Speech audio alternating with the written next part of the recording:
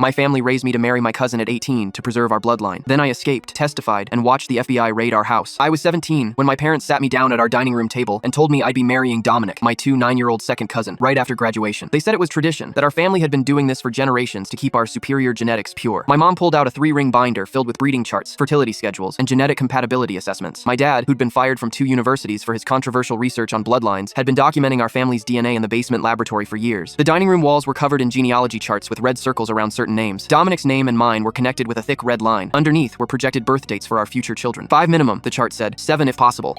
Over for dinner every week after that. He was tall, quiet, and spoke about our future like it was already decided. He'd talk about our children's eye color, their expected intelligence levels, how many boys versus girls we should aim for. My parents would nod along, smiling, like this was the most normal conversation in the world. He told me he'd already picked out names based on family lineage. When he left, he'd kiss my forehead and call me his future wife. I tried telling my school counselor during lunch one day. I showed her the photos I'd secretly taken of the charts, the binder, everything. She looked concerned and said she'd make some calls. 2 days later, my parents showed up at school with a folder full of psychiatric evaluations from a doctor I'd never met. The report said I had a persecution complex and made up stories for attention. The school believed them. A week later, my parents pulled me out to homeschool, saying the environment was toxic for my mental health. My mom gave me books about traditional family values and the importance of genetic preservation. She'd quiz me on our family tree going back 11 generations. Every evening, I had to memorize bloodlines and recite them at dinner. My dad would correct me if I got a date wrong or forgot a connection. Dominic's visits increased to 3 times a week. He started bringing medical equipment, saying we needed to do preliminary health screenings. 3 weeks before the wedding, I was searching the attic for old photo albums when I found a leather journal hidden behind a box of Christmas decorations. It belonged to my grandmother, who died when I was 10. I sat on the dusty floor and read the entire thing in 2 hours. She documented decades of forced cousin marriages in our family. Girls who tried to run away, girls who disappeared. She wrote about the ones who were caught and what happened to them in the basement. Some entries were just names with dates and the word corrected next to them. The last entry was dated 3 days before she died. It said, "Trust no one. They're everywhere. Police, doctors, judges. The network is bigger than anyone knows. If you're reading this, run." My hands were shaking. I took photos of every page and searched online for help. That's when I found a private forum for people escaping situations like mine. I sent a message, not expecting a response. Someone replied within an hour. They gave me a phone number and told me to memorize it, then delete everything. I called from a gas station payphone the next day. A woman named Sarah answered. She said she'd escaped from a similar family 8 years ago. She told me there was an underground network that could help, but I'd need to leave everything behind. No phone, no personal items, nothing they could track. She asked if I was sure. I said yes. We planned everything for the night before the wedding. My parents were busy setting up the ceremony venue at our family's historic property. Dominic was supposed to come over for a final counseling session with my dad. I told them I wasn't feeling well and went to bed early. At midnight, I stuffed my grandmother's diary in my jacket, climbed out my bedroom window, and dropped onto the garage roof. I ran through our backyard into the woods, following the creek path I'd walked 100 times as a kid. Sarah was waiting at the old bridge in a gray sedan. I got in without looking back. We drove for 6 hours straight, switching cars twice at random parking lots. She took me to a safe house where 3 other girls were staying. All of them had similar stories. All of them had escaped families with breeding programs. 6 months later, I walked into federal court and testified about everything. The FBI raided our house and found breeding calendars for 12 other girls in my parents' basement, along with medical equipment and sedatives. My parents are both serving 20 years now.